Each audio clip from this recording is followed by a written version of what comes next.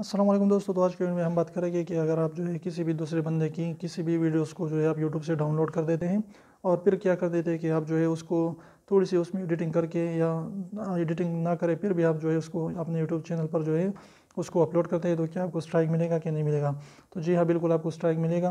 लेकिन अगर आप जो है क्या करते हैं कि उसकी जो है इस वीडियोस की शॉर्ट क्लिप यूज़ करते हैं, बिल्कुल जो 5 सेकंड इस तरीके का हो, जो बिल्कुल शॉर्ट हो, तो इसमें जो है अगर आप फुल एडिटिंग कर देते हैं और उसको जो है बिल्कुल चेंज कर देते हैं तो फिर आपको जो है स्ट्राइक आने की जो है जो चांसेस है वो बहुत ज़्यादा कम हो जाती हैं।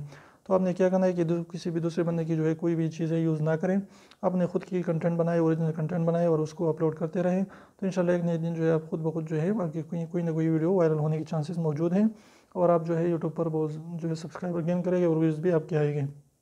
तो उम्मीद करते हैं छोटी सी वीडियो आपको पसंद है। वीडियो पसंद है तो प्लीज़ वीडियो को लाइक कर दीजिए, चैनल को सब्सक्राइब करना ना बोले और रेड वाले सब्सक्राइब को जरूर दबाए, बिल्कुल फ्री है, एक भी इसका पैसा नहीं लगता। तो आप ऐसे निकाल लीजिए, उसको प्रेस कर लीजिए।